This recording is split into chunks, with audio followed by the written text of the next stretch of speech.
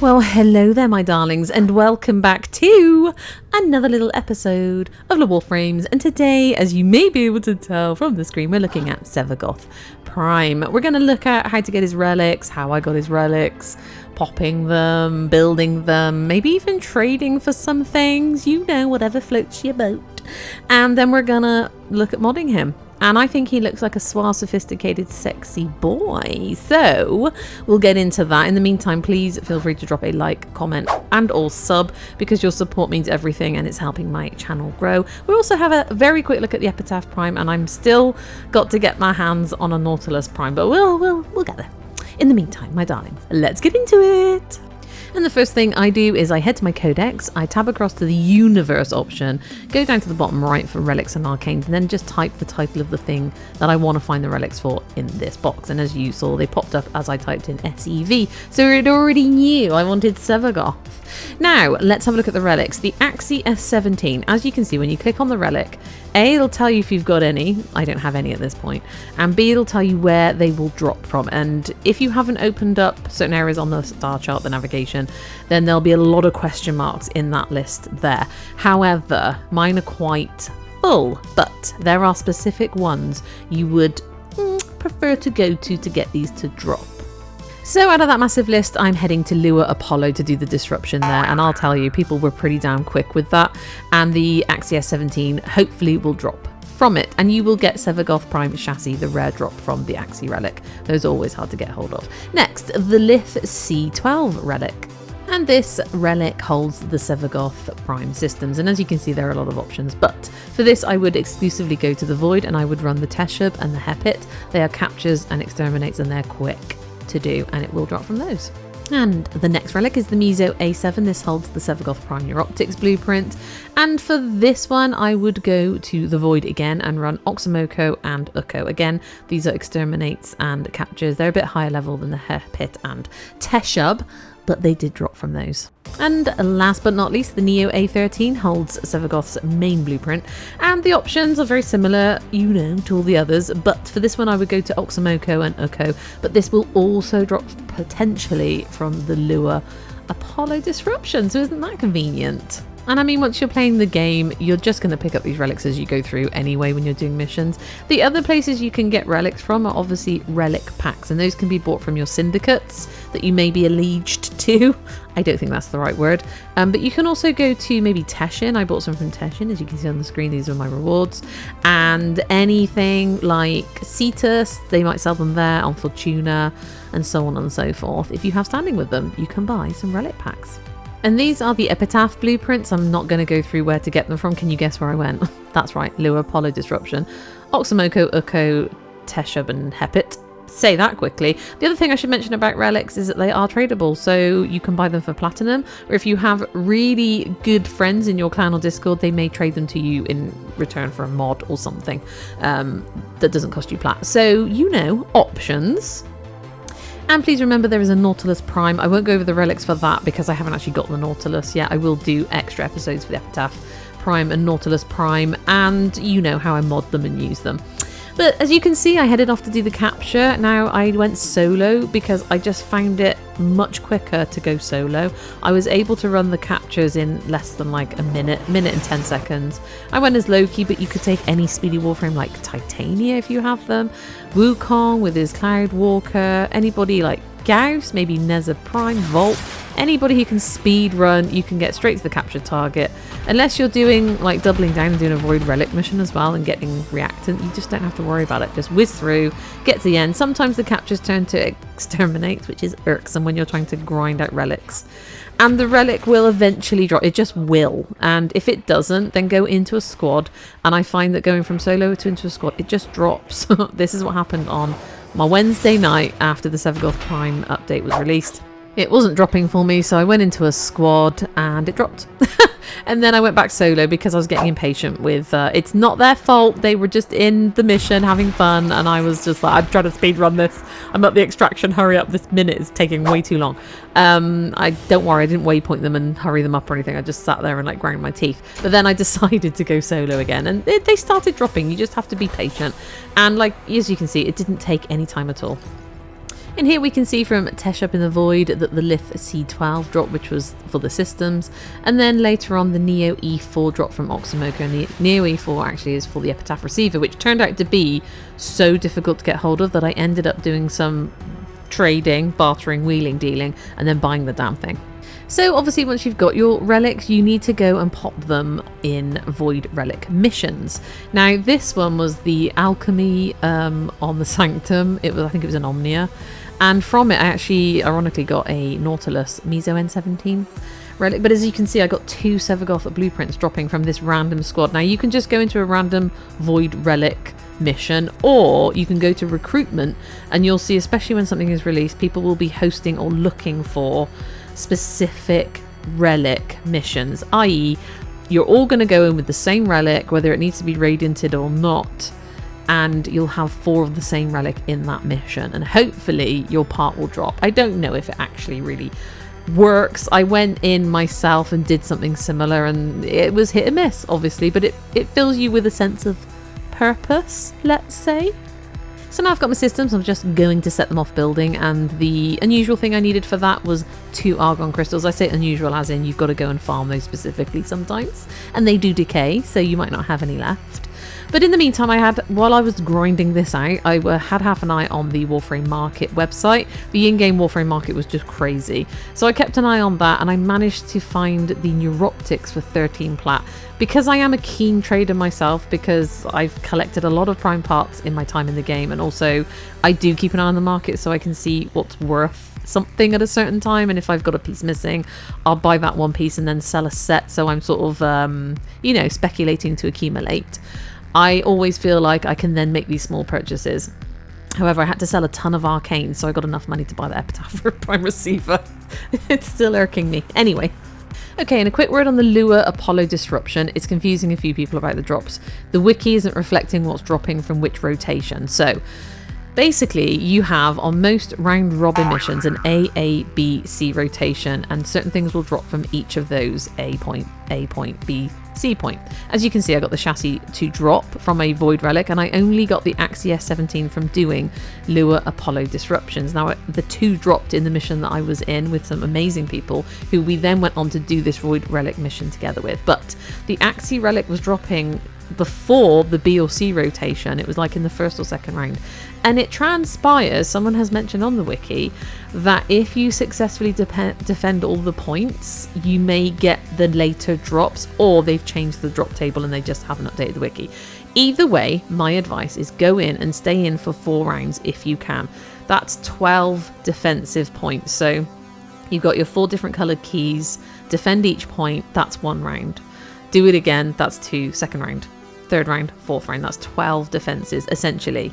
Does that make any sense? Sorry if it doesn't. I can do a Lua Apollo Disruption mission episode if you want. In the meantime though, I managed to get this chassis to drop, and I can't tell you how pleased I was, because it's the rarest part, and as in you have to radiant up the Axie Relic. You don't have to, but it's the rare drop, the gold drop. And they're usually quite hard to get hold of, but we managed it, and I'm just so pleased. And to build the Neuroptics, you're going to need 4 neural sensors and 2 tellurium. And to build the chassis, you're going to need 2 nitane extract. I'm mentioning those things because they're kind of like the harder things to get hold of sometimes when you're earlier on in the game, maybe. As you can see, I have plenty. I know. Anyway, if I could give them to you, I would. I gotta buy them for you, you know? Mama Barbarian or Sugar Mama. Anyway, let's claim him. Now, these 3 items will take 12 hours to build, and they cost 15,000 credits to build each. You can rush them, I think, was it for 25 or 50 plus? I actually didn't. I went to bed and let them build for 12 hours. I mean, why not?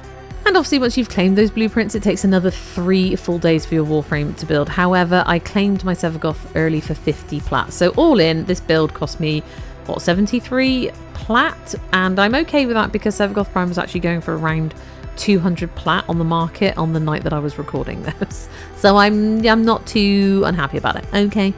Anyway, let's go and have a look at it. And as usual, before we actually mod him, let's have a look at his abilities and his passive. And Sevagoth is slightly complicated, so his passive, basically you can res yourself. You become his shadow, you're in a tombstone, and you just basically gotta go and get souls. And his first ability, Reap. Sevagoth's shadow flies outward, ravaging enemies in his path. Survivors are damaged by Death's harvest over time. The souls of the dead fill the death well.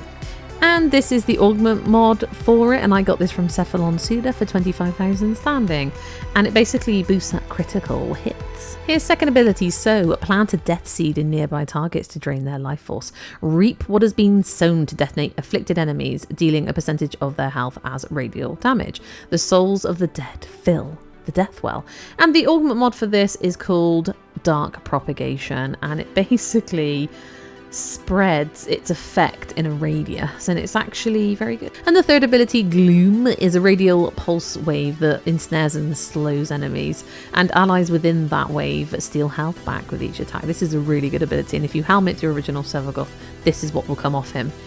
And his fourth ability, Exalted Shadow. When the death well fills, that's a gauge on the right hand side of the screen as you're playing, by the way, Sevagoth's shadow form is ready to be released. Tear the enemy asunder with a collection of melee focused abilities. And I'll be honest, that ability I didn't enjoy because I'm not a melee type player. So out of all the abilities, if I was going to helmet one off him, that was the one I went for. Only because it's so much extra work as well. I know it's a really good ability because it mullers enemies. However, I felt very limited in its movement, you'll see. And also, I just felt like it was a lot of extra work because it's almost like having another Warframe with its own weapon to mod and configure as well as your Sevagoth Warframe. It's bonkers amount of work. And just for the sake of this video, I didn't really have time for that. And here they are. I mean, when he's unranked, you won't actually see them, but as you rank him up, these two options down below will appear, and then you get to upgrade them, pretty them up, etc, etc. And it's just like having another Warframe plus another weapon to modify and put formers in and whatnots. And it was a lot. It was a lot of information, and I don't feel like I can do it justice here. But we will have a look at now modding Sevagoth, but let's look at how pretty he is. So this is as he comes, and I think he looks really god dang it handsome. They did a good job with him, as always. But as you can see, I decided to go for a rich red and black vibe. I thought he looked very handsome. I did actually change this eventually to more black and silver because it just seemed, I don't know, not as garish. But I have so much fun fashion framing, and it's all good, right? It gives you a bit of endorphin release at the end of a busy day. And before we have a look at the actual mod configurations and testing them out in my Simulacrum, here we have an unranked Sevagoth Prime. 30 slots, I don't think so, but I just noticed while editing and watching me put an Orokin reactor in to get my 60 slots, there's no aura former. I wondered why I didn't have as many slots. It doesn't matter because my mod configuration is just about squeezed in. Anyway, moving straight on, as you can see, we fast forwarded and there are 2 formers now in my Sevagoth, and I'm only ranked up to 23 because I was in the middle of ranking him up when I realised I probably won't get much better at this point, and I'm just going to be holding up this video, and I just want you to see some of these mod configurations. This one I got from Ninjase or Ninjase, again on Overframe. I've seen his builds before, I think on my Citrine video, which will be out soon, and this was a good build. It's pretty solid. It's not complete yet because obviously you can see some of my mods here aren't fully fused, like the Shadow Haze. By the way, those 2 Augment mods are both in there.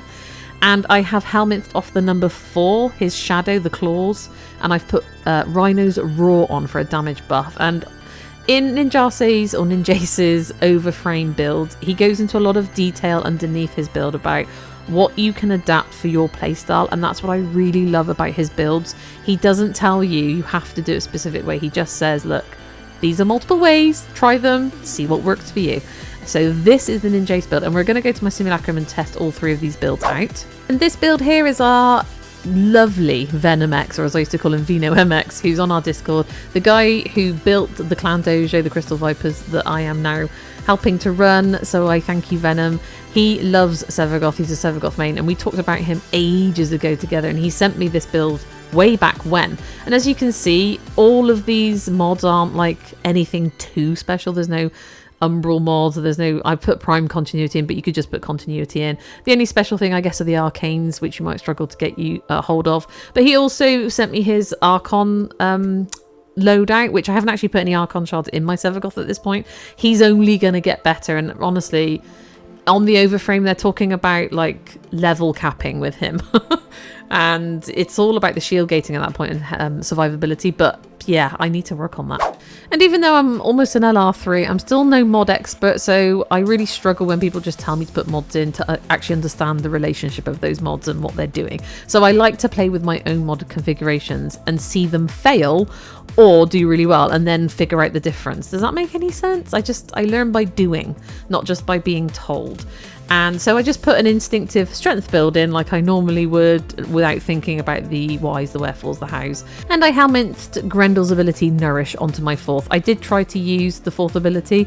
I just find it so inhibitive. I'm not a melee main player, so that's probably why, but I was struggling a little with it. I will come back to it. I've left it on Venom's build, so it's still there for me to play with. But we are now going to head to my Simulacrum, and we're going to take on very high level enemies. And we're gonna watch and see Sevagoth shining. So just a quick note about the Simulacrum. I have done an episode on it. I chose the Ballroom Sanctum and it would only cap out 190. Now I know I can go up to 215 on other Simulacrums, so I actually moved Simulacrums. And as you saw, you may not have saw, I popped his 3, his Gloom. I'm on my Strength build at the moment, so my 4th is Nourish. From Grendel, and then I popped his 2 and I popped his 1, but as I was learning as I went, I realized I was popping his 2 like almost too far away from the enemies. Like I needed to be a bit closer. Maybe my range isn't good, I don't know, but this is what the Simulacrum is for. You come here and you practice, and it really did improve as I went. And I'm going to skip to the next Sanctum, Simulacrum, the Sanctum, because I need to show you that the higher level enemies actually like went down quicker. It really boggled my mind, and then I was like, what is going on here? I'm very confused. As you can see, things are already improving. Those purple numbers that came up, that shows that I'm using the abilities correctly. And as you can see, I died. So my shadow pops out and I've got to basically rescue myself by killing enemies. You see that bar on the right that says 4? I've basically got to fill it up. But I failed because I ran out of enemies, had to go and like trigger some more. You can do that as his shadow, by the way, trigger some more enemies in your Simulacrum. Crazy. But yeah, they do mention the shield gating quite a lot on the Overframe for Sevagoth on a much higher level. But yeah, we'll get there with the shield gating. I'm still not 100% certain how to make that work properly for me. As you can see, I went into invincibility just to stop myself from dying, so I could actually test out the damage he was doing first and then worrying about dying after. And then I started trying all the different builds I've got going on.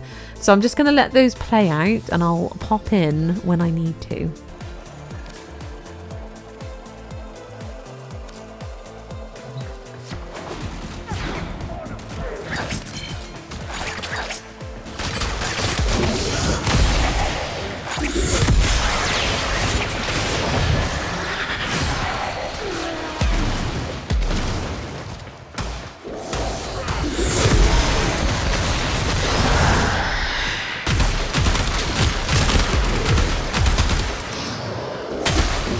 So let's skip over to the Sanctum Simulacrum. You can see I've still got my invincibility on because I didn't want to die, but I take that off shortly, and I'm on 200 level enemies now. It does cap out here for me at 215, and I've taken on a murmur group and they went down real damn quick.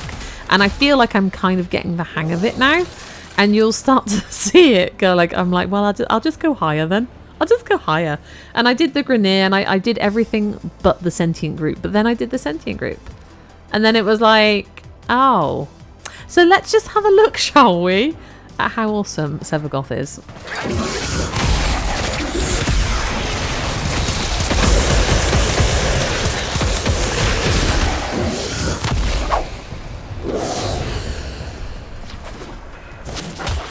And you can sort of see my thought process. I'm like, screw it, let's just cap out at 215 and then let's just do them all. Let's just try each and every single goddamn group and see how we get on.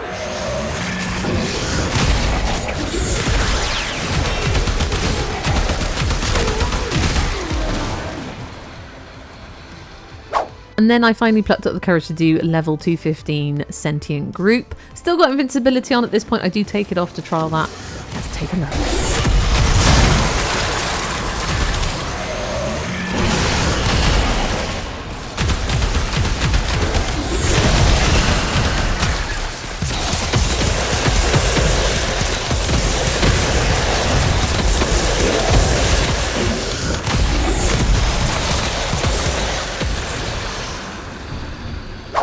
And from this point onward, I took invincibility off because I guess I really need to learn the shield gating situation. I don't think I fully embraced it yet, but we'll get to that point eventually. I might need some tuition from one of my lovely Discordians. There are plenty of people in here, but look at this. Gone. And as I said, practice makes perfect because I started getting it right. I mean, it's just popping the third, the fourth if you've got a boost, and then the second, then the first ability. And yeah, I brought the Epitaph Prime with me, and that has got cold damage, so it slows them down as well as your gloom and sort of stops them attacking you as much as they could. And look, sentience level 215 gone. Wow. And this is not a complete build yet. What you saw, that's where I'm at the moment, rank 23 with him, and I've only got 2 former in there.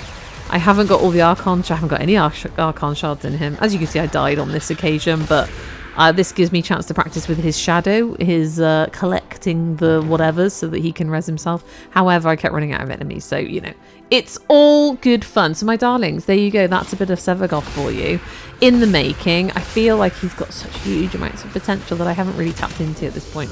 And I can understand now why Venom speaks so highly of him. He's quite the butcherer, you know, he's quite the maniac of murdering the enemies with his gloominess and his sowing and his reaping. So my darlings, have you got Sevagoth Prime yet? Have you got Sevagoth? Let me know how it's going for you.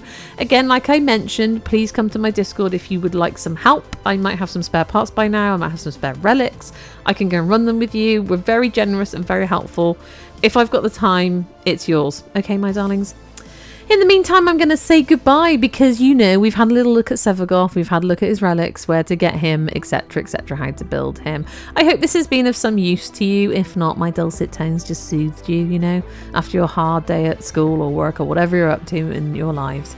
I am happy to have you here, and I'm very grateful for all of your support. The subs have gone crazy, and I'm just going to keep trying to do better, okay? I'm no expert. People think I know everything. I don't. I'm just a girl with a dream, you know? In the meantime, my darlings, I'd like to say thank you so much for being here. I really do hope to see you again in the next one. But in the meantime, you take care now and goodbye.